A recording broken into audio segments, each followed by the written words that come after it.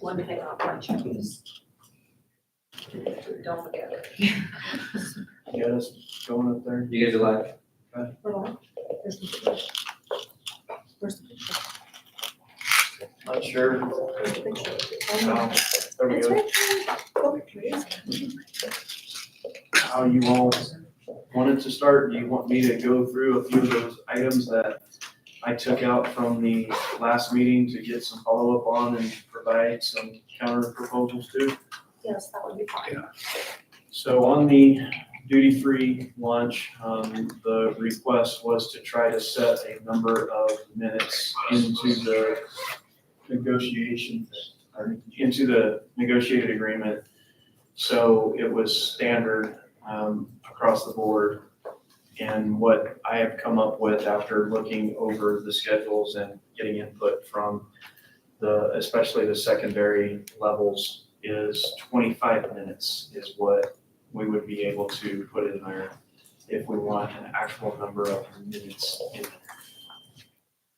there. Yeah, we weren't necessarily looking for like a vast increase, but like hey, this is the amount of time, so. I think, So we can turn it green. I think 25 minutes was what? Yes. It was, can we look at some language that we wrote out to see if that language is okay to put in and turn green? So, let me copy it, I'll put it in our, Did you make a copy of the minutes already? I did, it says 6:12 negotiation meeting minutes. I'm finding it. Where's that at? Probably in the wrong folder. It's, let me just make sure it's in the right folder. Is it in the negotiations 2024 folder? I thought it was, but I'm not. No, I'm talking, hold on. All locations, shared drive. Let me just make sure it's there. I'll put it in there. If it's not, I do that too many times. All the time. Yeah, I put it in the wrong one again. I copied the wrong one, so there we go. Now it should be in the folder. And there's ours.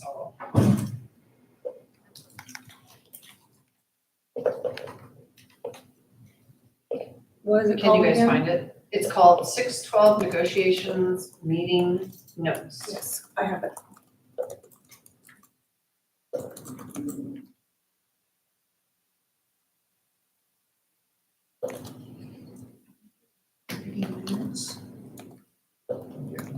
You too.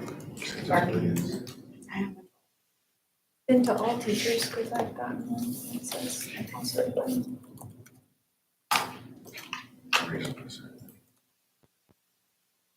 I just saw it on here, so.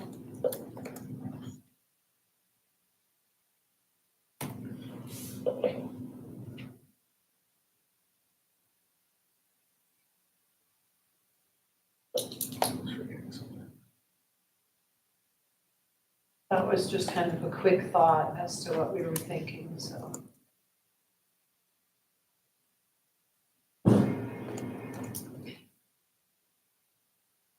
So just to be clear from my perspective, so like walking students to and from and things like that, they can occur as long as there's still 25 total minutes of Right. duty-free lunch, okay. So like at the middle school, we have a 3-minute passing period and then our time starts. So it would be, we can walk our kids down there, but then when you get to that time, that's our time. And then it eliminates any problem for elementary because they have theirs built up a little bit extra for that to and from parts. So, And I know the high school schedule is the one that I actually look the most at because that seemed to be with those 2 middle lunches, and that's kind of where that was about all you could do and still not have to change the entire schedule, And they don't walk their kids to and from, so. not usually. And like, if we do at the middle school, if we have second lunch and we're needing to walk the kids down, but say the lunchroom runs out of main entree and so the kids are waiting there in the hall, the lunch staff or the lunch monitors will come out and be like, okay, it's your guys' time. And they will dismiss us and let us go. So I don't think it's anything that's not being helped or addressed. Does that make sense?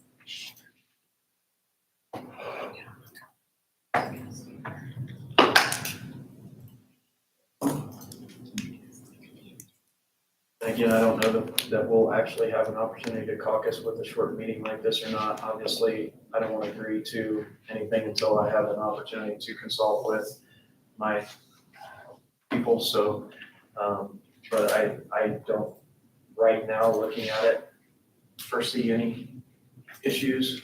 So if you want to, I guess we can say we agree on the concept, we just aren't going to turn it green just yet. And then if we do have an opportunity to go talk about some other things today, or maybe we can discuss it before we come in tomorrow if we don't have time today.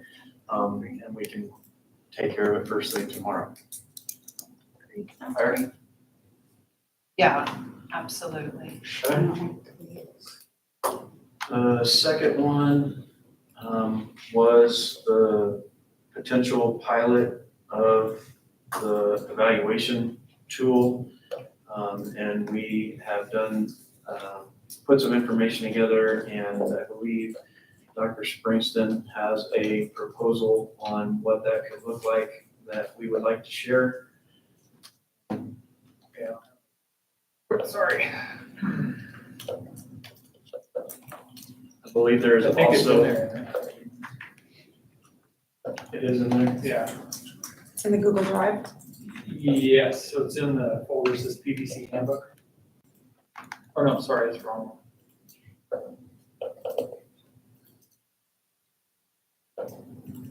We I could, think it might be in. we could go clear back to that, since you just mentioned that, and that was from 2 meetings ago, that we had a discussion about making sure there's transparency with how the PDC committee gets set up and all of that stuff. So since he just mentioned that, if you do go to that PDC handbook draft, we can go ahead and cover that real quick. If you look on page 5, I believe it is. On number 5, there would basically be electronic balloting that took place for both the certified teacher portion and the administrator portion. And then down there in that table, it kind of already explains how that's being handled currently in the district as far as what the representation looks like. And so that's kind of how we've gotten to the numbers we have, because there's 4 + 2 on the teacher side if you have those at-large teachers, and there's 4 on the admin side currently listed in that handbook.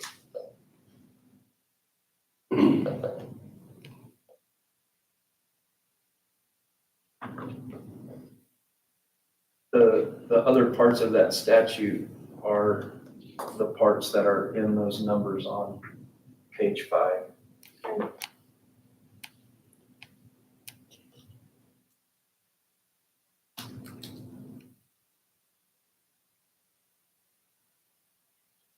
And so if you, again, if you want to know that's there, when you all get a chance to look at it, discuss it, or if you have a question on it right now.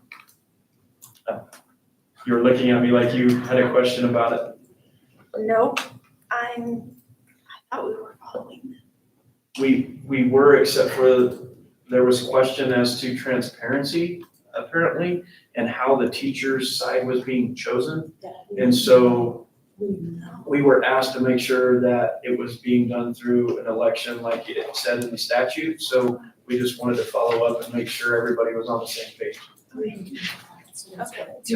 I was gonna say, I know at the middle school, I've seen the balloting come through at least twice since I've been here, so. The only thing I think that we're looking for is the list of who's on the committee now, so that we make sure we have that information to our building members, and that's, if If that's we could okay. be provided that, that would be great. So then we're good? Yeah. Okay, I know who my person is. I'm pretty sure I know who mine is too, because I feel like we voted, but I just want to make sure. so do we want, I guess the second piece to that whole thing was, did we want to hit the reset button because the way it was brought to us, I kind of interpreted that you all were not happy with what had happened and you wanted to have some say in who's the representation and potentially wanted to have an election this year to get those people taken care of. So if that's not the case and you're good with where we're at, Apparently, the middle school is having an election. I'm just confused as the high school, we didn't know we were having an election. Did we, Johnny? We Well, don't know anything about an election at the high school. So, yeah, we don't have any idea about that. so maybe if we could get the list and if there's someone who is not active, then we can make sure that we follow up with an election. But I know at least at DCMS, we've had a middle school election. They're having an election there. We don't know anything about an election at high school. That's why we'd like to know who's I on think the we committee. had ours like maybe in last spring, No. and it says they serve for a 3-year term. So And we're- we haven't had a new person, so. We don't know. I'm not sure what the breakdown of continuous feedback loop was in high school, but there was an election district-wide per the handbook and per KSD requirements, and so it's a 2-year selection, so it's. Oh, it says 3. It says three. Three. We don't know anything about an Um, election. And I I think what might clear it up, and I don't know, I'll think about like a reset. I don't know that that's 100% I necessary. don't know if Just that's necessary. but I think just that, want you to like, know where we're when it going. comes to elections of teachers, we should have the DCNEA do that. So we don't have a president who doesn't know that it happened. You know what I mean? Like, I would love for Well, you it's all not to my do fault. that. no, I'm not blaming you. I'm just saying that It would have went out, been but I don't done even know before from you who. anyways, because that was while Holly Ann was still here. Oh, yeah, so, So, yeah, I'm not, I don't even. I promise you, I that's don't right, even- we just, I don't even, we don't, I don't even remember voting. I mean, because it does specifically say in the statute that each side will elect their own Right. side, so it really And I'd should like be to know who coming the from. at-large, I mean, I just would like to know who they are. right. And it could just be that we had a DCNEA president transit, or like leave in the middle of the term, that might be confusion, but just, So we will Yeah, bring, absolutely. Dr. Springsteen, can you get the list and bring it tomorrow so we all know who's on I can see who it is, the committee? because just I can, send the it to election us? results were sent out, Can you send the list? All we need is the list. Can you just send the May 19th. list to us? it was May 19th, so. of last year. So we can send that to Oh, them. can you just send the list to us? And like Holly Ann is on the list, so I don't know if she got replaced, but we did. I think she might have. I don't know if Holly Ann was replaced or not, because That's what I'm saying, she might have been, because I do remember voting on a person, so but I'm not, Yes, because Like, we're on our third unsure person at as the to middle school whether since I've been here or in 4 not. years. but if Holly For Ann that didn't get person. replaced. Holly Ann Holly- has Holly been Ann. replaced at ours. Yeah, at yours, but I don't know who, if you could just find out, that'd be great. All right, well, there's that one. Now on to the pilot discussion that we had on the new evaluation tool, Dr. Springsteen. can you That was put- where I got confused. 'Cause- Yeah, I skipped, so he went to the PDC thing, and then I skipped back to that since he had just mentioned it away from the proposal for the pilot, so. I'm glad he did, because they added a folder to our drive that says keep, everybody see that? And then there's a PDF in there. So the board's proposal, the board's interest is to move from the E4E evaluation tool to the keep evaluation tool, the pilot for the 24-25 school year. In addition, the board's interest would be to set a regular touch point meeting between the DCNEA and board officers of the negotiations team to monitor the pilots and progression. Suggested pilot would involve all new hires for the 24-25 school year, in addition to volunteers that would be solicited from Sewell, Ross, Comanche, Dodge City Middle, and Dodge City High School. The rationale behind that is there'll be an undue burden on the administrators to manage 2 systems, and so with those buildings, there's multiple administrators. So we could divide it up, one principal could do the keep, and one could do the E4E. General comparison, and this is just running off of the 1 year that we did with the instructional coaches. Both instruments are embedded in Charlotte Danielson's framework for teaching evaluation. There's domains, 4 domains, et cetera. So the actual construct behind what a teacher is being evaluated towards is the same. The tools itself, they're rooted in research.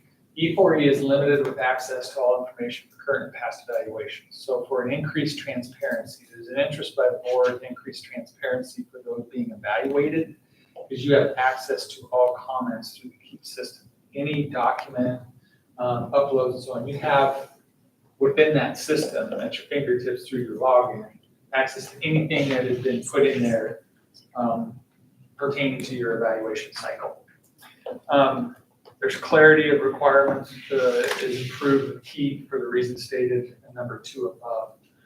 District maintenance of all evaluation documents, timelines, and related content is possible through KEEP, and in doing so in electronic format.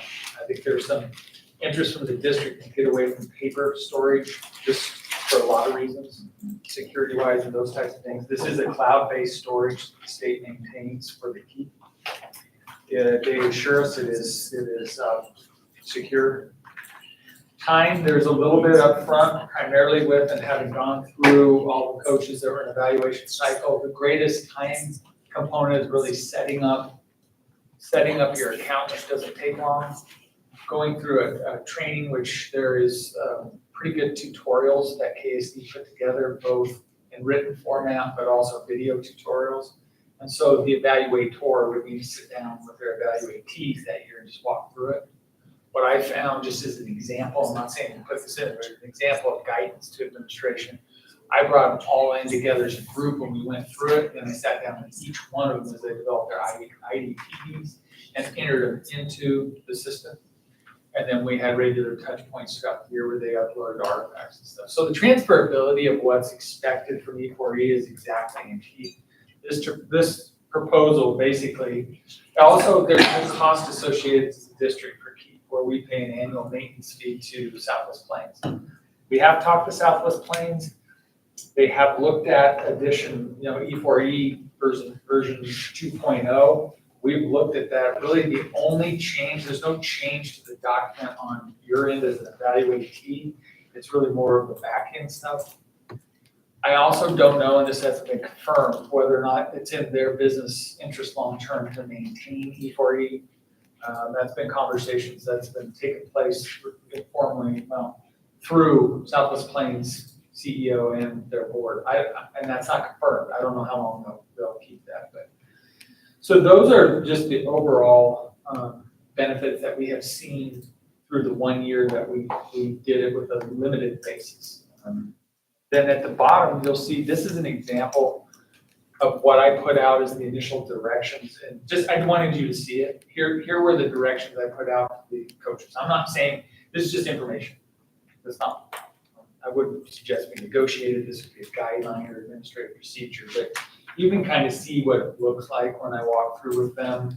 You can see the similarities between what we're currently doing and maybe even the differences. So overall, and again, the coaches that went through it, I think once we got through the original, just like anything else, what is this and how do I navigate it? They liked the fact that they could see everything that went in there. Do you have any questions on the proposal or anything we could clarify? Well, I'd like to know if the principals are doing all the new hires. Would it be possible for me to be on that too, so I can bring an elementary perspective to negotiations? Negotiation table? I think it'd be possible to reach out to Well- him. We have lots of new hires at Central, so if you're doing all the new hires, And we'd have to. Yeah, and I think we had talked about, even Reddy had said that she'd be willing to correct me. I don't know, sorry. yes. I'm volunteering. I'm volunteering, Martha and I have already A talked. couple others had volunteered. Probably could. You have, the data, like, did you guys survey the coaches and the instructional coaches, counselors, and librarians? And for feedback, or I'm just wondering if that has been No. done? No, I think there was 6 that I did, no, I'm just going through the whole year process. But it may be something. Yeah. Definitely be willing to do that if we feel as a team. we need to. May want to look at that list to see who had an E4E evaluation as well as a key to make sure there's a comparison. We can get that list and see. Right, yeah, well, I mean, what she's saying is we just would want to survey them, see what they, it's, survey's different when it's your colleague as opposed to your boss, so I think that's the idea.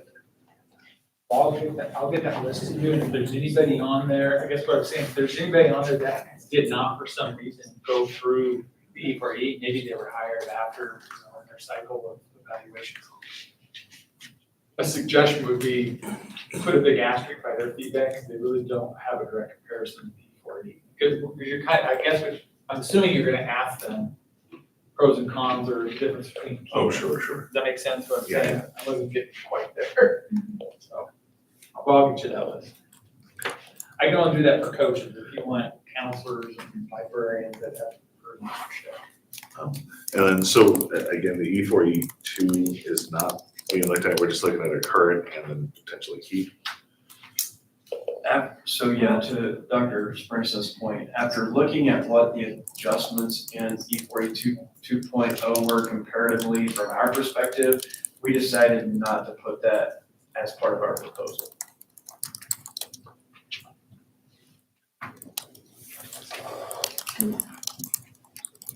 Maybe I'm jumping on the reason.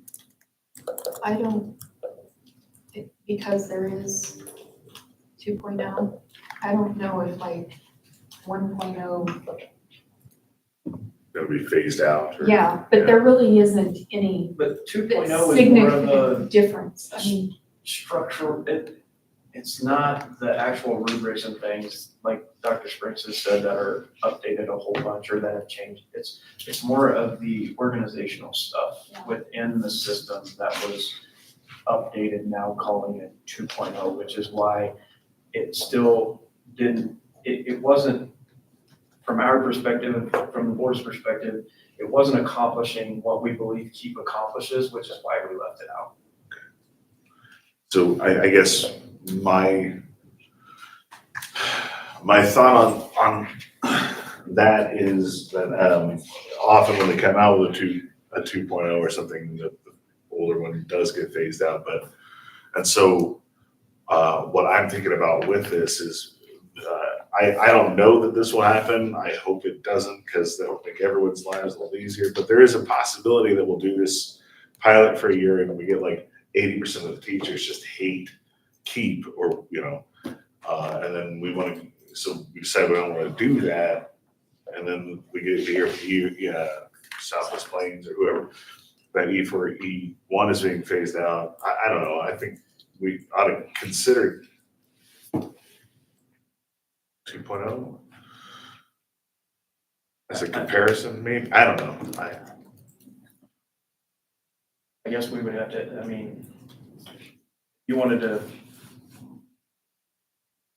I don't know. Is 2.0 ready to roll out? I honestly don't have enough information even from from Southwest Plains to know what their timeline is. and Oh, okay. all of those It's not things. out yet. That's, again, those are the things that we just didn't feel confident with when we put the proposal together to even put it in there as an option, so. Okay. Yeah, we're kind of working that out. And again, not to say that one point, I mean, something is still going to exist next year as Sure. we know it, because we're gonna have people in it. And so as we work through the ones that are gonna stay with E4E even this next year, surely there's gonna be some communication with them. But to Dr. Springston's point, if they decide they're not moving forward with this at some point, we're all gonna have to do something different at that point anyway. So, I mean, I get what your concern is, Yeah, and I don't think the transition back to what they're calling 2.0 will be difficult. I mean, based on what I know about the changes, just superficially.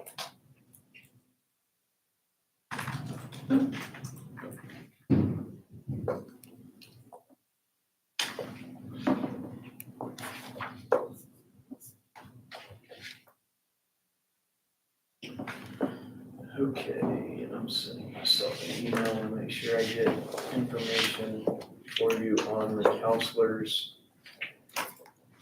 We have counselors, librarians, and instructional coaches right here, right? So I'll get the counselors and the librarians that happen to have gone through KEEP, and then we'll try to notate which ones also went through E4E for you.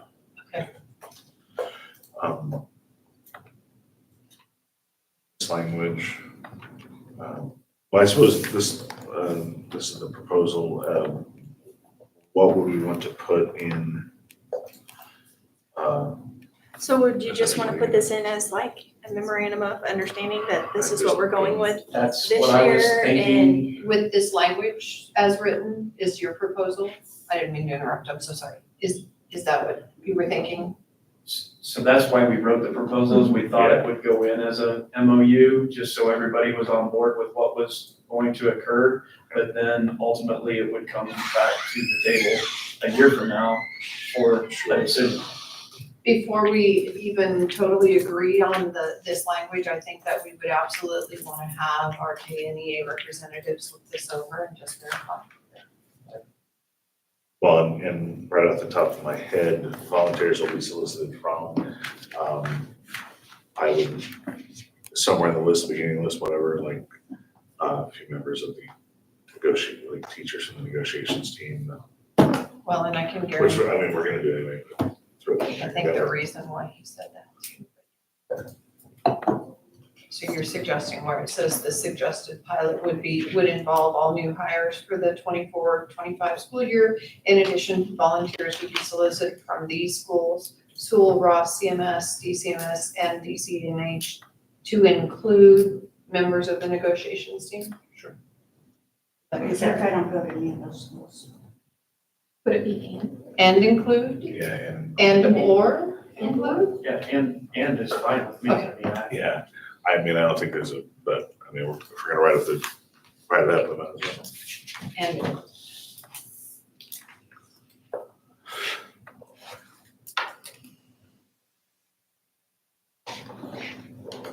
or as well as.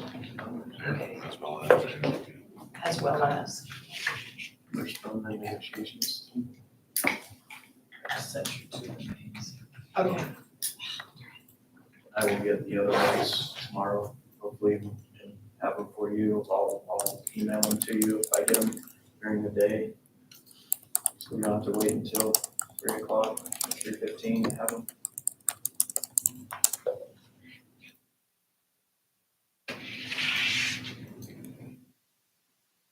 You good, Renee? Yeah, sorry I was late. Got stuck on the traffic. Yeah. Didn't realize they were up there working on that At highway. least it's not a train. Yeah. 50's awful. Yeah. oh man, they're working everywhere, construction, I think. I'm avoiding 50 like the flag. Okay, so are we good on that one for now? If they don't fix the roads. I know, I just don't know that they're on that 50. Yeah, I'd much rather have them fixed. Yes, I think so. I drove on that new part of that road last night. I'm a little concerned already. It might not It's have like suspension. wavy, and it's brand new, and I'm like, what are we doing here? But anyway, We could work. another time, another day. But Little bit of work. Job security. So, anyway, I do also in that drive, so one of the things that you had requested from me as well is language for that mentor piece that we were trying to clarify as to who would be and who would not be eligible for those stipends. I see most of you opening that now. If you hadn't had a chance to take a look at that, if you would look at that, see if it will do what we're intending it to do from your perspective?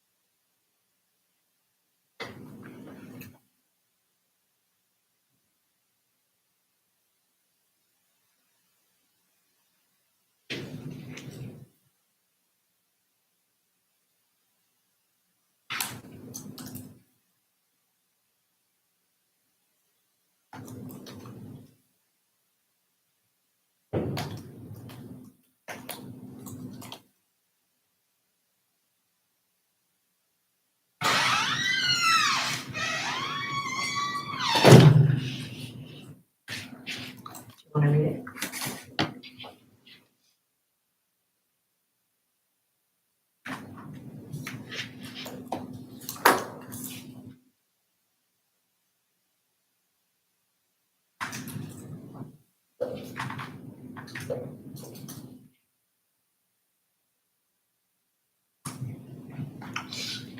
All right, can I start, since I wasn't here, but I have watched the meetings to kind of hear this, but a lot of it, not all of it comes through on mic. So, in my absence, to help clarify for me, and just, I'm at the middle school, so I only have perspective from the middle school. I know this past year, we do have 2 instructional coaches. They got so bogged down with mentoring our long-term subs and doing coaching cycles for all of our teachers who were going through letters. There were many times I would go down and ask for something, or I need this, or can I meet with you on this? And they were like, here's the book, we're too busy. And not that they didn't want to help, but that they were so bogged down with everything else. They couldn't get to some of that stuff that had been accessible to us previously. So that is where my concern is, and instructional coaches are part of our bargaining unit. So is there a way to like put a number? They won't be expected to mentor more than this many people. I mean, I don't know, and I don't know what that magic number is. But Well, that in is terms where of- my concern is, because they're supposed to be available to all of us. And I know they were just, it seemed like they were stretched so thin. So we talked all second semester about that. There are changes that are coming out in the employee support plan based on that feedback. So they were all at the table helping with those changes. So I believe that we made those necessary adjustments and tweaks for the first year DSP rollout, because they were at the table helping. So to answer your question, it is a concern of ours as well and theirs. And we believe as a team, we've made the adjustments necessary. Again, it's dependent on how many people we hire. Right. And like in your case, you had 2 coaches, whereas Nancy had 1. Yeah. Now we're gonna be fully staffed next year, though. So we're aware of those, and those are legitimate concerns that I think we took into account when we made, the tiered system. Okay.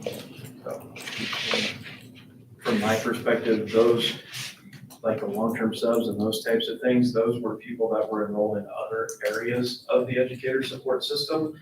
They are not even the ones we're talking about when we talk about true mentors and mentor stipends. Those are the ones that are dealing directly with KSDE licensure. And so from KSDE's perspective, for that mentee to be able to upgrade that license after 2 years to a professional license, we have to be able to attach somebody to them. And because So of what that our. won't be an instructional coach, that'd be a classroom teacher? No, that'll be an instructional coach's name that we attach to them.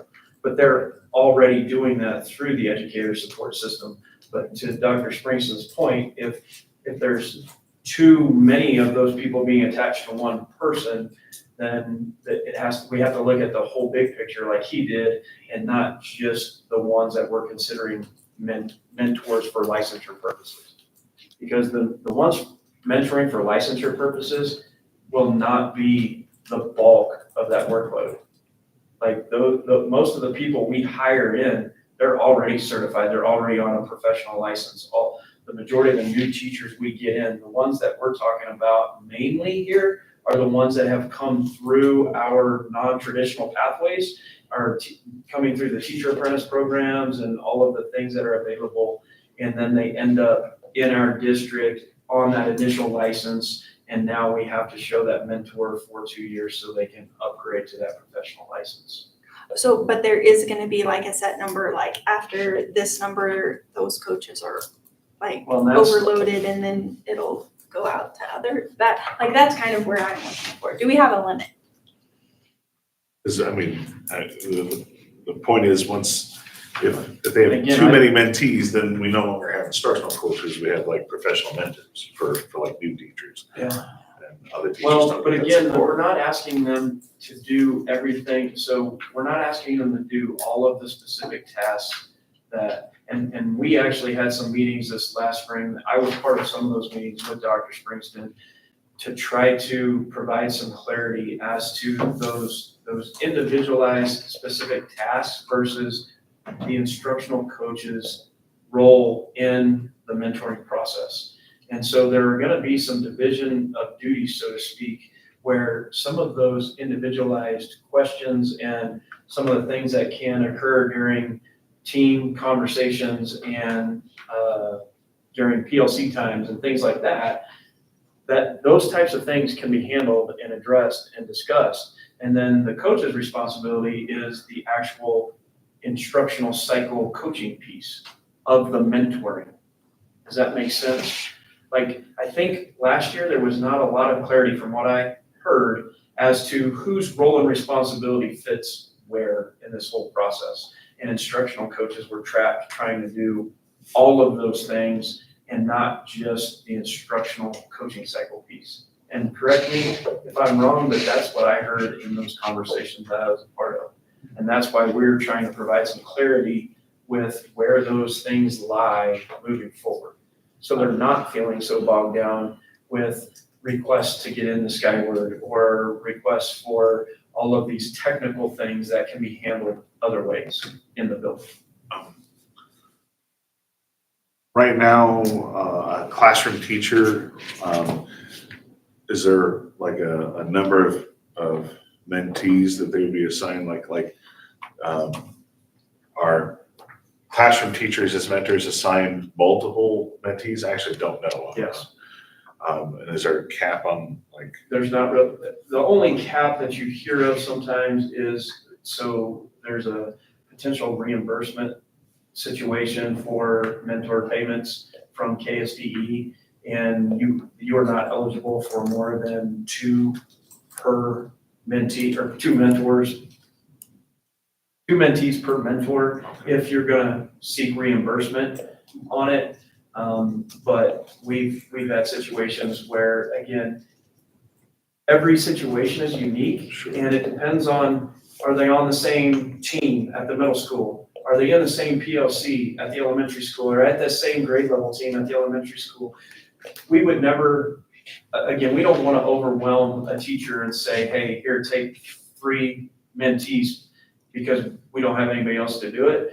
But if we have somebody that's on the team with them already and they're willing and able and have requested it, then yes, we've had multiple with different people in the past. So I appreciate that. And so I'm going through the notes and the minutes from the meeting. So I'm looking specifically at Don and Dana's replies. So some of the issues that we have eliminated as a team, like the buddies component, they were doing some work and some assistance in there, which is not something that they're gonna be doing, so they'll take that big load off. They had a checklist that they were doing. The checklist was redundant to some of the instructional coach cycle documentations. We got rid of that. Those are the things that I think they said were just additional redundant time killers. And again, it's dependent. And we asked them, if you're spending time outside of your contract time voluntarily, anyone we're not asking you to do, what are you spending your time on? And they said largely it was the paperwork associated with those things. And they said, on average, probably 2 nights a week, they'd spend an hour to hour and a half. And so we took those into consideration and eliminated. To answer your point, I think it's something we're gonna continue to monitor. I trust the work that they did at the table, that I feel like we've got a good plan that's workable. And we can monitor throughout next year when we implement the new changes. I would be hesitant to put in a cap because we just don't know. Each building's gonna be different, the number of teachers that. No. The thought I had though was if there was like a teacher could not mentor more than 2 mentees a year. So if there was some kind of cap, then why don't we just, so they can't get the stipend more than twice or whatever, you know what I mean? Like, but I understand that it varies, and I just wasn't sure if that was a way we could look at it. Nature of your building, even adding the third coach, there's a ratio, try to get it closer there. High school would be a really tough piece to get under change. I understand what you're saying. Right. I mean, they might have to touch on or help with more mentees than 2 or whatever that might be, but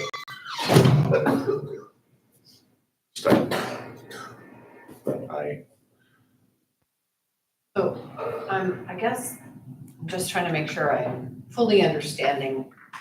We're talking like, are we talking 2 different kinds of mentor things going on? The KSDE required mentor and then the long-term sub kind of mentor?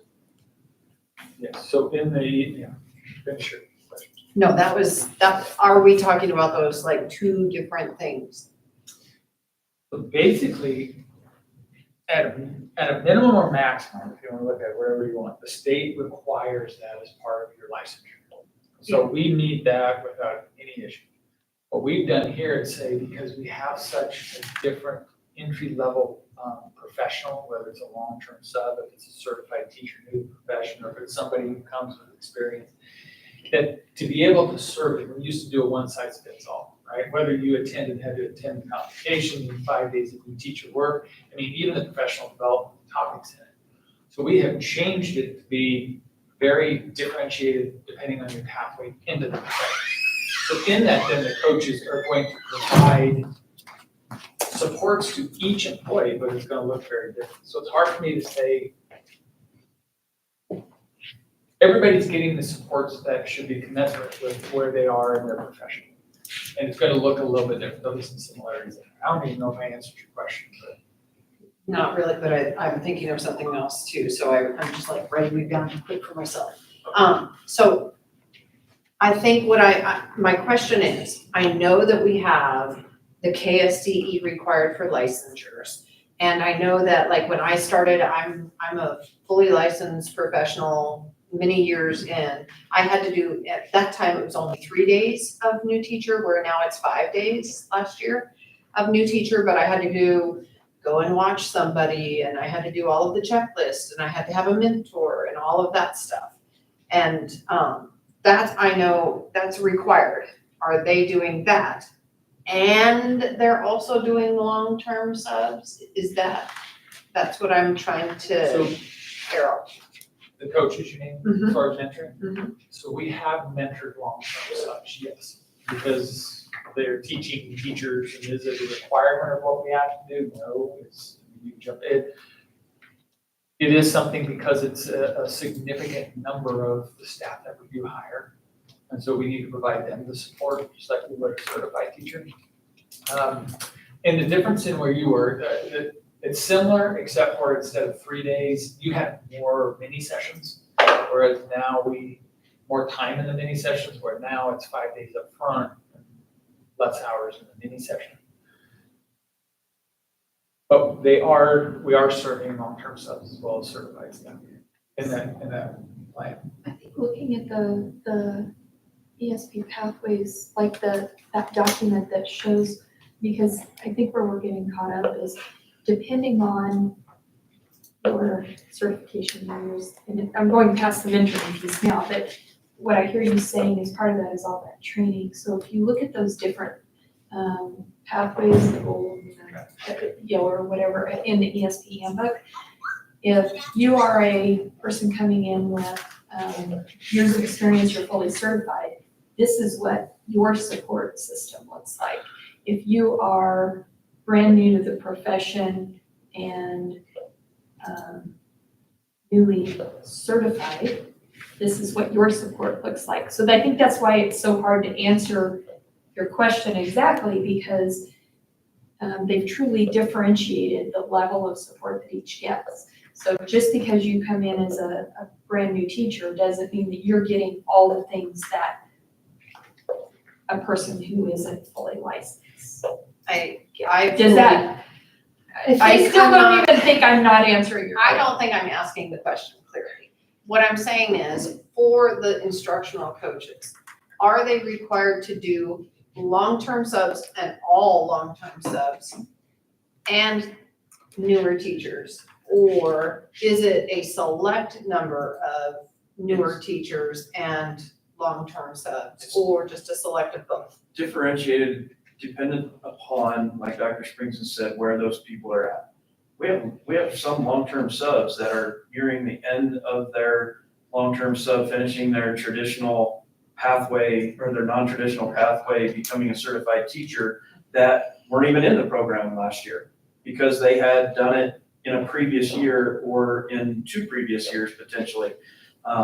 So again, the whole key is the differentiation piece, which is why it's going to be difficult to say yes or no to any of those questions, because one long-term sub and how long they've been a long-term sub and where they're at in that plan of study to become a certified teacher will determine whether or not that instructional coach has to provide any support to them at all at that point in time. Does that make sense? And I've reported on this many times since I've been in my position for 3 years. I have tried to be very diligent on making sure that anybody that's in a classroom as a teacher of record is working towards becoming a certified teacher. We probably, and I can get you some better numbers, but in the data and information and feedback that I have currently, we're probably in the 65% range of our long-term subs that are either already have completed an education program and they're working to take the test to get the certification, or they are enrolled in a certification program and working through the process while they continue to be in the classroom as a long-term sub. And again, those people that are brand new to that whole process, they do need a little bit more support than somebody who's been doing it for 2 or 3 years.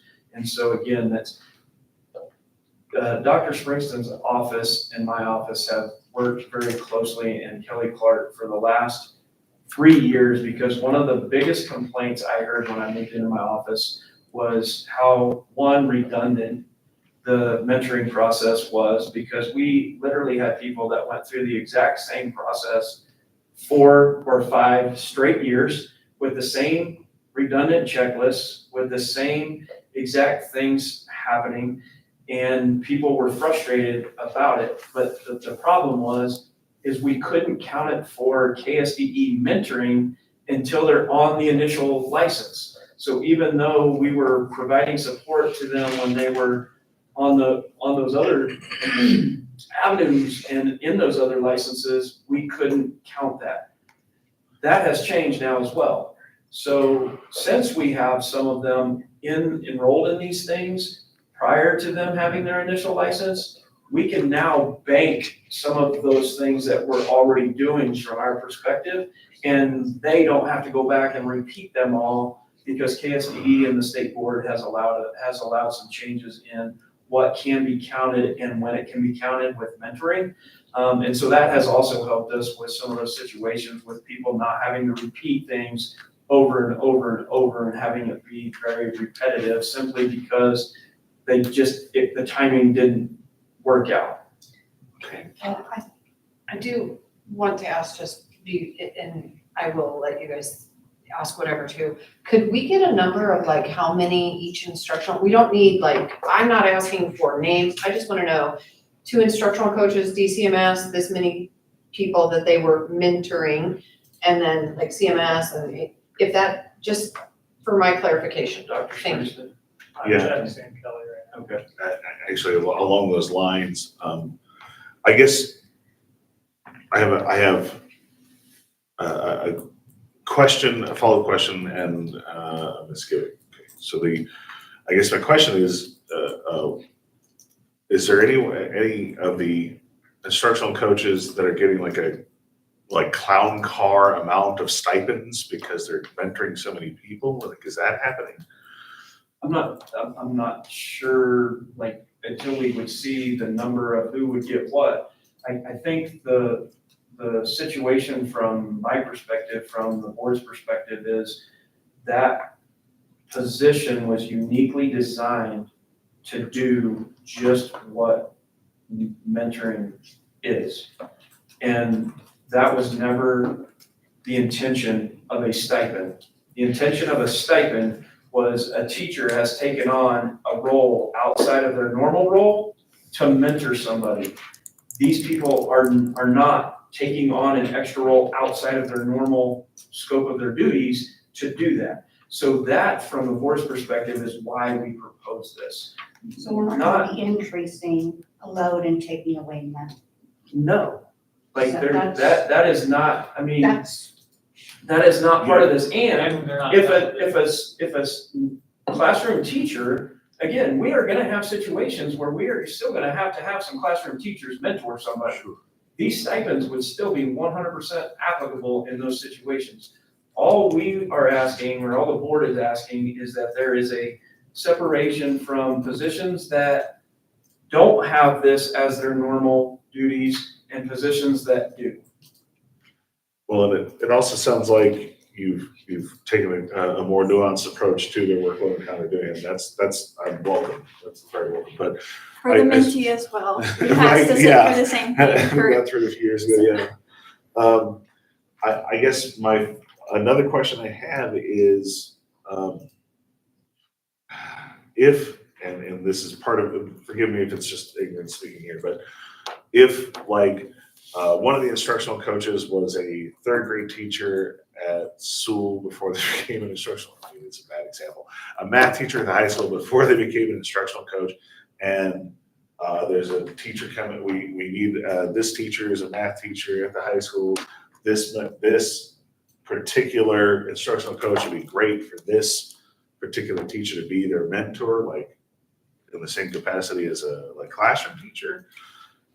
With this in place, that they would not be able to get a stipend, or is that even something that would happen at this point? See what I'm saying? Like, So it would kind of depend, yeah, I see where you're coming from, and again, some of it would be dependent upon, is that work going to be happening outside of the normal job day? And if it's going, like if we were to come say, hey, you just left the high school as a math teacher, now you're an instructional coach, we would like for you to potentially spend some time with this individual and mentor them from a different perspective. That to me would be outside the scope of what we're talking about. And then yes, there would be some, we are gonna compensate people for doing work if we ask them to do work that's above and beyond their normal scope of their job. So if that instructional coach is an instructional coach at Central, and we're asking them to go to the high school and be a buddy or mentor to somebody simply because of their knowledge and background of the subject, that to me would be something that we would compensate for, probably in the form of the 1875 that they can already request. If they're going to meet with that person outside of the day and it's something that we've set up as a district, then they would be able to turn in a timesheet to get compensated for that.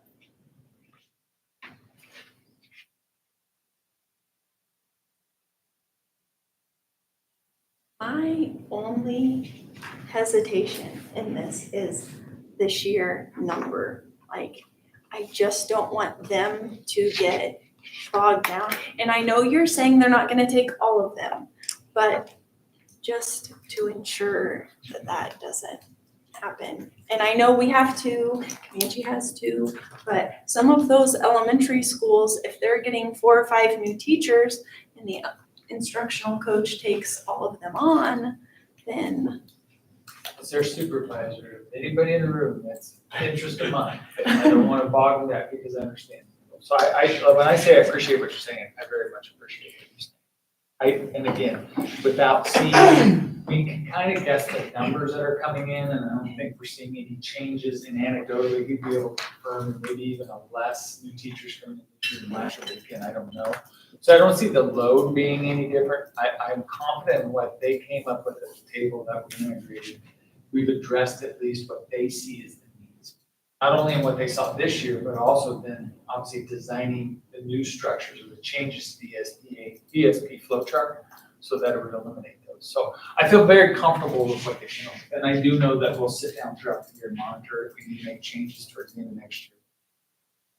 So if they came to you in December and said it's too much, then maybe they would get a regular mentor for the second semester. I don't know. Yeah. We would be able to, but we'll know that before then. We'll know that probably based in August and probably before December. But to answer your question, yes, we'll monitor. We meet with the coaches every Friday, and part of what we do as a standing is to talk about their coaching support through the ESP piece, their coaching logs and how everything's going, what support they need. So Kelly Clark leads them through that. She does an awesome job with it.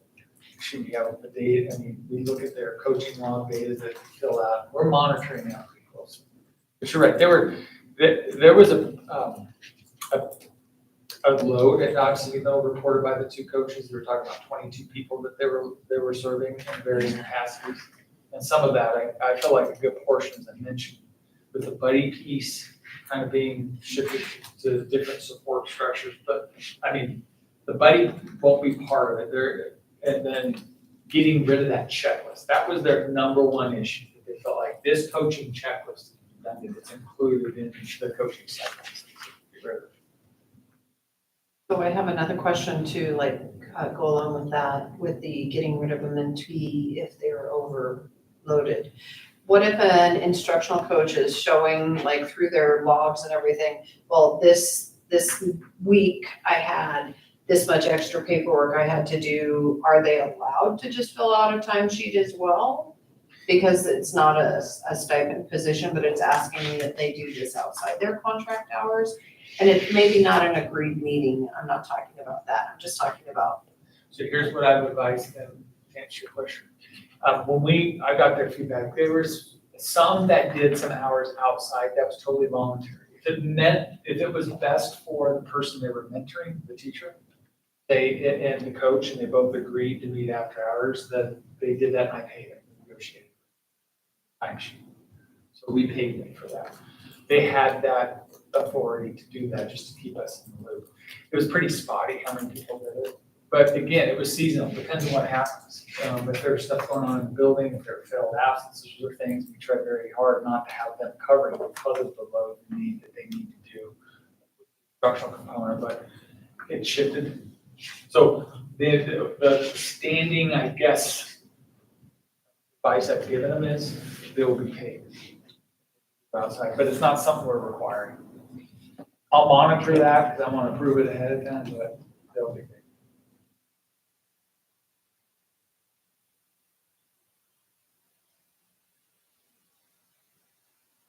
Okay.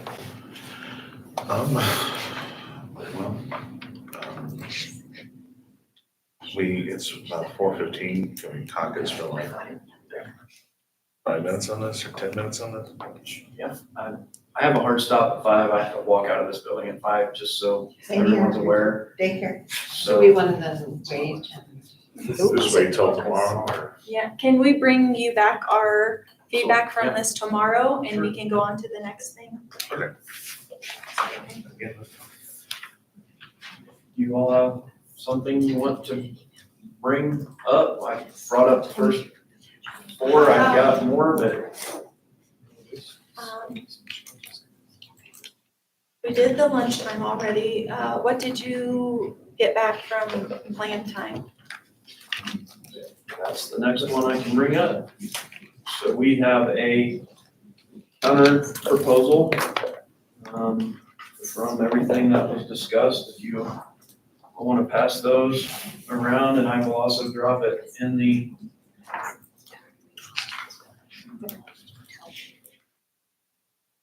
drive right now. I think it's so creepy that he can draw stuff on my iPad. I still think it's creepy.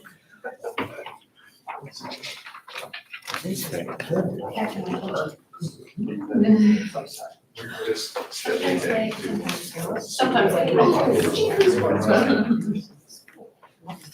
Often I encourage you guys, it's like, oh, we can do like, do whatever. I know. We have enough? Yes. Thank you.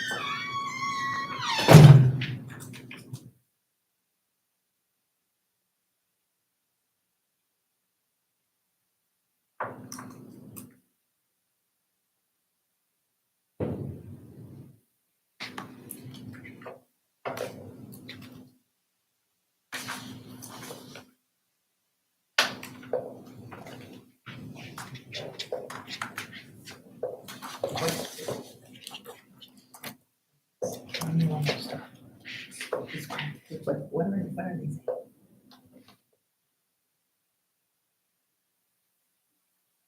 Team collaboration. Oh, that's too simple.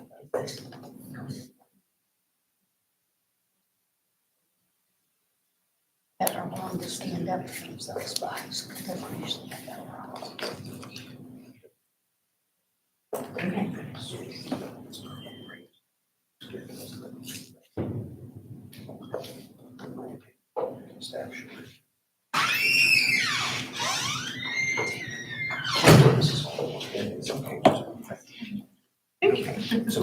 Say, referee 10. So this is just a Short 10. So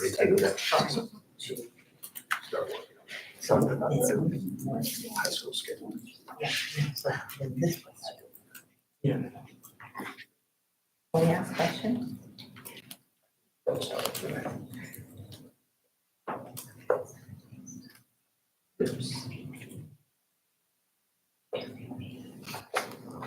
Is that what you were asking? Oh, sorry. She was asking. Well, our talk was, I think you said one year. No, it says. To have I didn't want to post. an individual plan, but no one is. Go, yeah, I mean, if you have questions, Can I have a yes, question? absolutely. Okay, so do you guys mind? Go Okay, for it. because I really, I'm not quite too sure I even understand what's going on. We had said, take one of the team times and give it back to them as individual plan. So with that in mind, I'm just looking at your thing. Okay, so what you want to do is instead of giving up any team time at all, is on a Wednesday, right? after-school collaboration is what you're talking about. The BOE, the district would say, today you're gonna do this, but how does that give them individual plan time? I No, don't, no, so No, the, that's not what I'm the saying. counter proposal is in place of giving them the plan time. So they get the extra day of plan time at the middle school, but in place of that plan time, then the district has the ability to choose the topic on the Wednesday. Again, the give and so in take, other words, they are taking away one team time to give them the individual plan time. yes. And by taking away that one team time, what they're saying is, we're gonna get that team time back on one Wednesday after Yes. school. So you're Just giving like us I- 42 minutes, but you're taking 60. Just like I mentioned in our original conversation. I don't think I understood it. Possibly more than 60, because 1.5 of those. Is it, But then you'd Is it- only do it once a month. They're only asking for one a month, but the middle school teachers would get one a week. Yes. Am I seeing it right? Yes, you are seeing it right. 168 Yes. exchange. so You get 4 to 1. Yeah. Email the ones with 1. Yeah, 4 to 1. So would you dictate the Wednesday collaboration for all levels or just for middle school? All. Even though nobody else is getting anything out?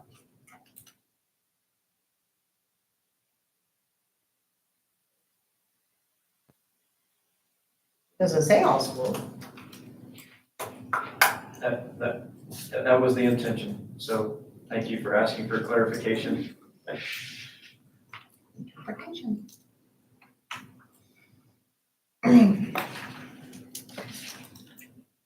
But at the high school, you guys kind of do come in and take almost all of our Wednesday time. Just at least in the English department.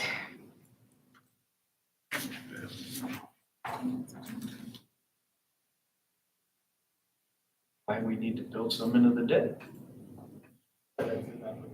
Yes.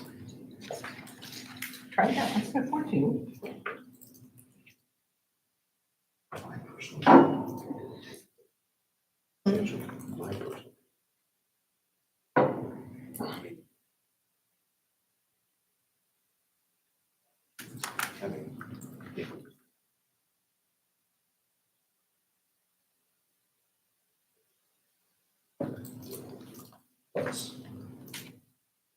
And obviously I knew, I I'm mean, just gonna say having presented this. this to you, you're gonna wanna meet, discuss, slice and dice, like, this has a lot in it, and I understand that.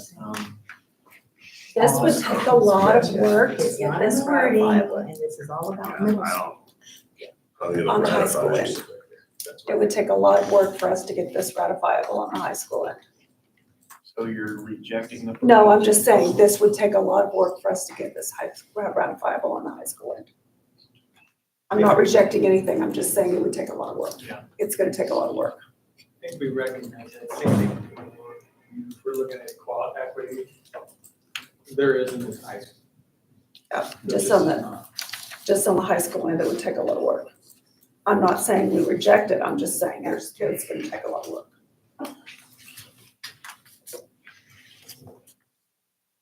Would it have to be that, just throwing some stuff out here. If we were to say, okay, we're gonna give you for this year, one Wednesday a month, the middle school teachers get one extra plan a week. And we will try to have a group sit down and talk about this, but what if we can't do it in a year? I don't. What happens? I mean, yeah, you can always adopt a proposal with a sunset, and it would go back to the way things are presently after we try this for a year, if we can't come to a new understanding. But even during the trying, nothing's really changing at the high school because it's just a group of teachers or other people getting together, trying to come up with a schedule. It's still just, even for this next year, even for the high school, we would still have our Wednesday after school and nothing would change for us this year. It's just be all talk. Well, and I and mean, hopefully right now. action as far as moving towards how do we get some team collaboration time built into I'm a high sorry, school did schedule. not mean all talk, I meant we would be talking and trying to find And schedules it would and. be, it would Yeah. be deep level work, I mean, because from my perspective, just personally, it's probably gonna be a discussion about the block schedule as a whole, or possibly about plan time and how it looks, but obviously, anything that's done within the schedule or anything that's done that's not the current minutes that are available would have to come back to this table in order to be ratified anyway. And so to your point, yes, it is a work group and it is kind of a similar situation to what we had with the kindergarten readiness committee to provide input and feedback back to, I guess, the reason from the board's perspective and having it being implemented in 25, 26 was kind of that now, like, this is serious work because next year or the year after, we expect it to be implemented. And so I that's just don't the know if we reason could for do that. that in a year. That's my only concern. I have one more question, just one more. So, now let's keep going. I gotta see if I can reword the question. I was gonna say, addressing plan time, collaboration time, team time is hard anywhere. It's hard, it's especially hard here where you're an adult. A lot of times in schools, they're talking about what we're doing for short time after school time, and we can fit something in. Have that here to work with. We've got to work in our narrowly confined 6 hour, 40-minute day. So there's gonna have to be some give and take to make it work. Okay, so I think I figured out a way to ask this question. So let's pretend that we're not even talking about plan time. Would the board and the board's team eventually still want to talk about that changing of the Dodge City High School schedule eventually anyway? We would notice it in that capacity if we wanted to directly come in and say we're changing the schedule at Dodge City High School, we would probably have noticed it in that manner. But because we're talking about this, that all aspects of that are gonna have to be looked at in order for this to occur. And so it's come up as part of the conversation. I go back to the interest that you guys brought with this being your topic is the equity component. So going through this, I think in that discussion, the board needs to be very cognizant that equal and equity are different, but we need to be close. And high school showing a huge deficit. And so that's why this was brought in through the conversations of looking at equity from the boards. It would be on the table, we weren't talking about middle school play. This,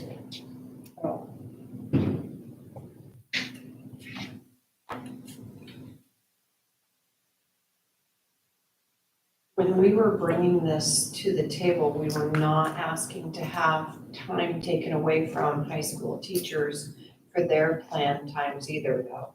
We were just asking to try to find a way to implement some more plan time opportunities at the elementary and middle school levels.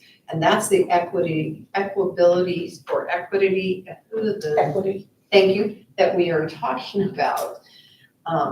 And so a concern is when we start looking at this and then it's like, well, we're gonna take from these people to try to make it more balanced, but that's not what we asked for. We said, we would like to see if we could get the middle school and the elementaries to have some more. Don't take from others, please give them some. And I mean, you described it as a deficit, and I don't know that I agree. I think perhaps there's too much at the elementary and middle school. There's a gluttony of it. Collaboration, Yeah. personal collaboration. Not personal Definitely not. collaboration. I mean, got teachers expressing that they're drowning and well, they probably could use some more plan time. The response is, okay, cool, let's take some plan time from the high school teachers. I don't think the high school teachers have the time to give either. No one's taken anything away from anybody at this point. The request is to look at if it would be manageable to do that and how that would look for a year out from that. So the request or the proposal has nothing in it that's directly taking anything from the high school teachers next year. No, not next year. Anything that would change in that capacity would come through this body at some point to have to be done anyway.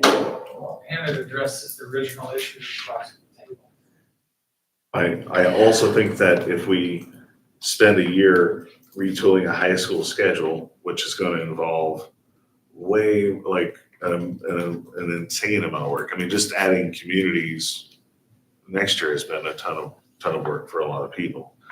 This would be that on steroids.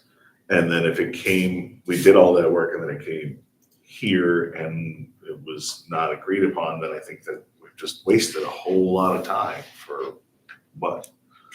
So, I see it from You see what your I'm saying, like- perspective, but again, from my perspective, any time spent trying to do something different or potentially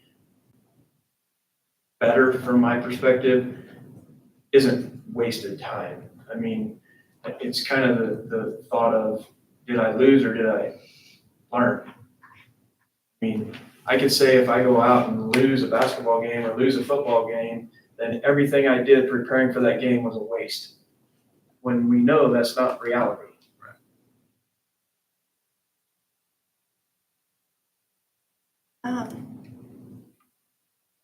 So in addition to the other things, I think the compromise on plan time and the solution for helping the middle school gain that extra plan time on Friday, or whatever day of the week they decide, I think I heard maybe Friday, but maybe not, I don't know. It doesn't look like it's been set as a day. It says, the second bullet point, this will revert to team time if the Wednesday collaboration time is not extended. Well, that is supposed to expire in 26-27. So this is a very short-sighted solution.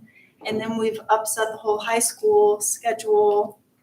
And we've really only gained 2 years. But I don't think, nobody's saying that we're gonna change the schedule. We're just gonna review it and see if there's any way to possibly build a better schedule. I mean, I think ultimately we're all here for the kids, and looking at a schedule, there might be a schedule that we could come up with that says, hey, it's less staff heavy, it's better for kids. It's just reviewing it. I don't think we'd still Right, have to but I'm come saying back. the middle school part of it, it's only a solution for 2 years until the Wednesday collaboration leaves, and then we're at the same I think that's fair to that point, but it That- doesn't, it that's has what nothing to do I'm with the high saying. school. That's what I'm saying is that it is a solution for a few years, but then I think we have. we're back in the same boat. Again, that's why we negotiate every year. I mean, there's a lot of things that could change in 2 years.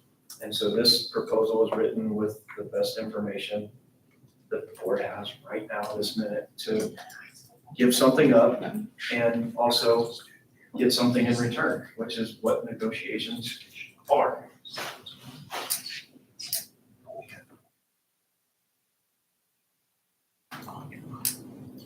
I think it's also tying two things that aren't related together.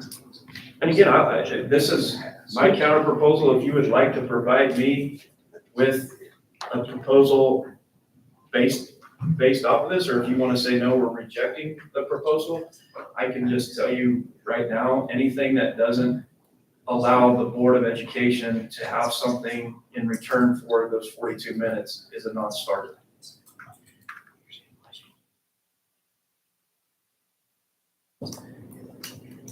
I think, Well, so where are we at with the elementary and the plan time and the back-to-back and not having them pick up and drop off? That is solved with, It was isolated to this one school. That isn't an issue anywhere else. Up to 20 And we minutes. also are prepared to clarify that, so we had a discussion about the 20-minute piece. And Oh, I thought that's so what we are also prepared to clarify that language in the NA to make sure that it is very clear that there's 20 minutes minimum per day. And not just how I interpreted it as there just had to be an average of 50, but it couldn't be counted if there wasn't 20 minutes. Thank you for that. Absolutely.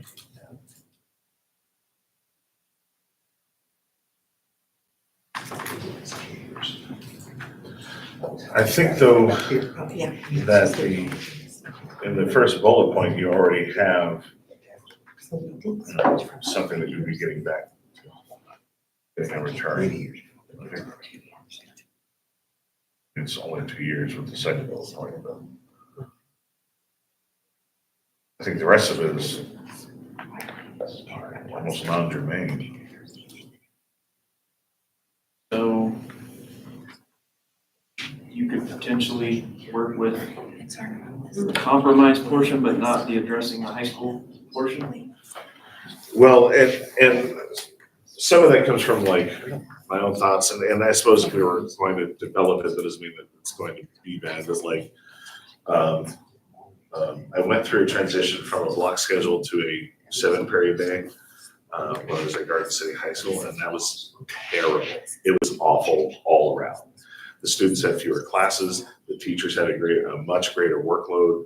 I mean, I had 180 students. I taught English 2 or 10, whatever it's called, 6 times a day, with the 7th period was my plan time. And 180 students, you assign them to write a 1-page essay. I'm reading reading a novel, and it's bad, like. But I want to clarify something real quick, because it seems like you might be interpreting this as an attempt to get rid of the block schedule. That's not, this was not written as an attempt to try to throw out the block schedule. Like, if we wanted to try to throw out the block schedule, we would have noticed you and said, literally, this is an attempt to get collaboration or team time of some kind at Dodge City High School. It could happen within the block schedule potentially. Again, no one from the board's perspective went into this thinking, hey, we've got a backdoor channel to try to get rid of the block schedule. That is not a thing, was not a thing. So just understand that. I get what you're saying, that you converted and stuff from one to the other and it was bad, but that's not what this is about. We're not having a conversation about block schedule versus not block schedule. We're just having a conversation about, is there a way that this could be done at Dodge City High School and embed some team or collaboration time? It could be in a block schedule where all the ELA teachers somehow, if they're teaching the same subjects, are in the same planning period, and a certain amount of minutes on that planning period, a couple days a week, are team and collaboration time. We're just asking to open it up for discussion so we can look at it. And it's not just looking at individuals, it's not just looking at 7 hours a day, it's looking at all sorts of schedules, maybe to see if we can find schedules that would work. I think that there's a lot for us to digest in this, and I do think that we really need to look down at it a little bit more in depth. And again, I completely agree and appreciate that. No, también tenías hablado. And I am today, and I apologize that I do have to go right out at 5. So is there something else you want to? Well, I think,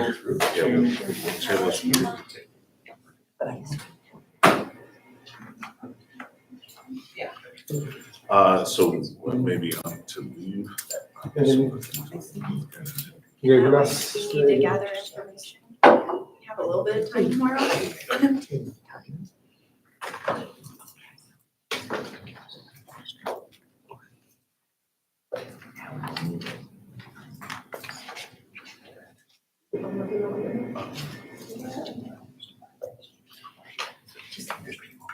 I guess what we were primarily looking to do is just to go to professional leave or professional leave, discretionary leave, thank you, rather than sick and personal. Garden City just did that. They went to discretionary leave in their country, so they don't have that distinction in there. What's that? Oh yeah, Liberal's been there for years. Garden City and Dodge were basically the two holdouts in our area. One of the big schools. Is that in your letter somewhere? Yeah. And you gotta leave also something about the National Guard reserve we're talking about.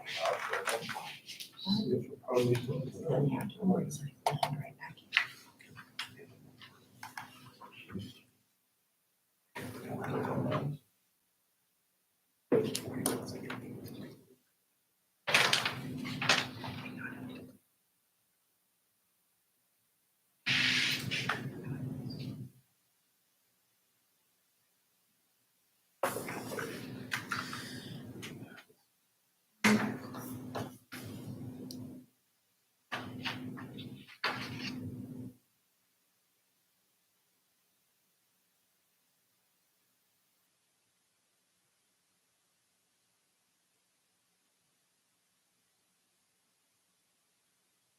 March 25th is the most current one, correct? Yes. One that says revised 4/18.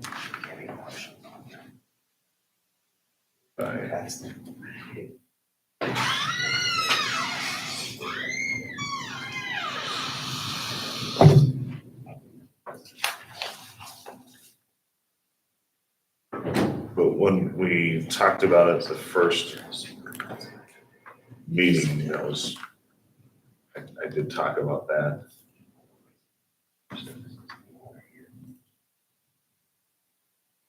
The only thing you had in it is national guards. Right. For the first meeting, though, for a while there, we were going off first letter. There was a second one too. I mean, I guess that was just consistent in the role of a permissive item. Yeah, well, I mean, Yeah, that's what we had in generic. oh, yeah, and And when we talked about it, I mentioned it that because it was reading the You guys first one. want to be doing all of our ones? So I guess the intent is there, but I mean, it's, leave falls under compensation, so. And they're actually distinct items in the statute. So, yeah. I mean, I guess the point I'm making is, the point of the notice letter is to give notice of topics you intend to have be negotiated, not being noticed and considered a permissive item. Which is not to say we wouldn't agree to talk about it. Okay, but this isn't like just now speaking about this. I mean, yes, I was reading from a different version of the letter at first, but I didn't talk about it the first day, and this wasn't brought up then. That's fine.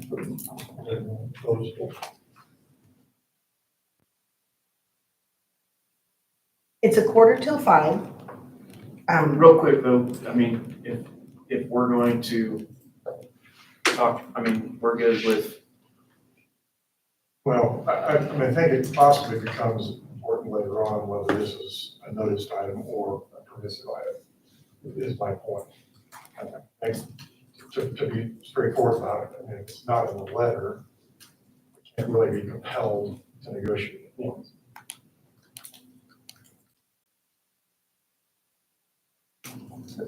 Same thing going your direction. If it's not in the No, I notice, understand. I mean, and additionally, in the leave policy, this leave policy, and I know from, well, when we overhauled the leave policy last year, we did so with the intent to revisit it this year regardless, because we were making some big changes with the leave bank. The 7, what was it 7 and 5, 7 sick, 5 personal. I mean, we last year in the discussion and the negotiation of it, we intended to come back to it anyway. So I think perhaps like, it wasn't like a purposeful omission. It was more like, well, yeah, we're gonna talk about it regardless. So it's, you know what I mean? That was my thought behind it in the letter, was that when we negotiated our current leave policy last year, it was stated several times that we're gonna come back to it this year because we wanted to see numbers and stuff like that. And on page 52, under general provisions, point 4, it says leave data will be tracked for the 23-24 school year and 24-25 school year, which I realize we're not to that, and that we would revisit it. So I feel like it was kind of like we would come back to it, and we did put it in there. Yeah, so I guess in revisiting it, I mean, it means it could go the other way as well, so. Yeah. Sure, I mean, and that was also talked about last year, if there was like, Right. like. 15% is what we said. So I mean, I promise I wasn't trying to like slip one past you. That wasn't, No, that was certainly not the I get intent. the point, but again, to Luke's point, this is where I have to be careful, so to speak, because I'm representing the Board of Education, and now we have what could be construed as a permissive item, and we're gonna allow it to be negotiated. And then the next time, and then the next time, Sure. and then the next time. And again, I'm not saying you tried to slip one by us at all, because I do remember those conversations and understand where we were all at with the lead piece. And honestly, right now, in good conscience and good faith, I believe it's something that we need to discuss based on everything that led up to this conversation. All I ask is that this is on record as, like, I understand where you're coming from and I know where those things led to, but this doesn't mean that every single time a new topic comes up, we're gonna be willing to just negotiate it at the table immediately. Does that make sense? That's right. Well, and I'm sorry to be a lawyer. No, and I'm, Yeah. You know, the importance of whether it's a notice topic, which makes it mandatory, or a permissive topic is this. That anything that's permissive, we can sit around and talk about, but neither side can say, you gotta give me what I want on that permissive topic, or we're not gonna agree on mandatory stuff. That's the distinction that's important here. So, I mean, I think we'll have to decide with our respective teams, if the discussions from last year make this a mandatory topic or not. And eventually we'll have to come to meeting the minds on that. just discussing it doesn't mean we're negotiating it, so to speak. Is that accurate? Right, yeah, I mean, it's okay to discuss anything.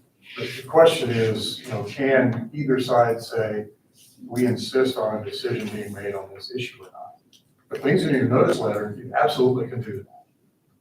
The things that are not in the notice letter that come up become permissive topics. And neither side can use that as leverage to say, I'm not agreeing to all these mandatory things unless you give me what I want over here. Well, but I would also posit that in the original newsletter, we did, so she proposes changes to the leave policy. Right, it may be because of your discussions last year that this is in the realm of a mandatory topic.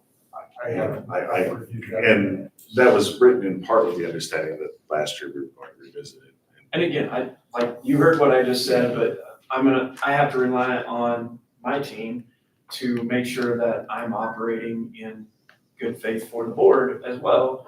And so, again, we will get to that point, but I guess what I heard just in discussion is that your proposal, if we use it or don't use it, is that all leave goes to PTO leave, so there would be 12 days per year PTO. Right, I mean, the sick leave and personal leave specifically. You're asking to get paid for all 12? No. We're asking to just end the distinction between sick That's and. what he Yeah, was so it'd asking. just be 12 straight personal days, basically. Right, and, you know, I don't know that much else has to Not- change. And that's Personal that's just the whole, Discretionary, yeah. so they can take all 12 in a row. Like I can just take off for 12 days out of my classroom. Well, I think, we're gonna have that discussion, but I also think that like, That's why I'm asking for a proposal, like, can we get a proposal as to what it is that, or as a discussion proposal, I guess, and we'll determine whether it can be used as a bargaining chip or not later, but if we're gonna discuss it, I would like to know, like, with some certainty, exactly what that proposal is.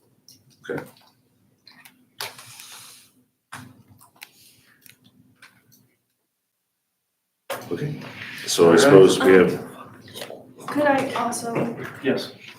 could we look at Leaf Bank and just make sure we're doing our due diligence on that part? Because that was a huge piece we put in last year. And I know we said we'd work through it this year and. Yeah, and on that piece, I don't think either side is wanting to hold it, use it to hold something else hostage. I think it's just some clarification Right. pieces. And so, yes, I truly believe we need to probably have a brief discussion on that because from what we've talked about throughout the year, I think it's more on your teacher end wanting to make sure that it's operating the way you all intend it to, as opposed to us saying you need to do this or you need to do that. Does that make sense? Yeah. Okay. Anything else? Next, on Thursday, it is Thursday tomorrow, right? Tomorrow. Dates, that's the, and maybe knowing if Hammer's gonna join us. Emmer should be here tomorrow, is the word on the street. So we will hope for that because yes, obviously that's a big piece of this process.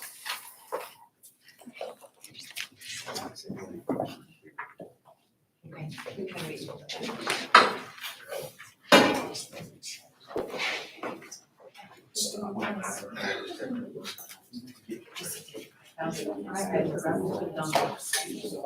Do you guys know second? One, I don't know.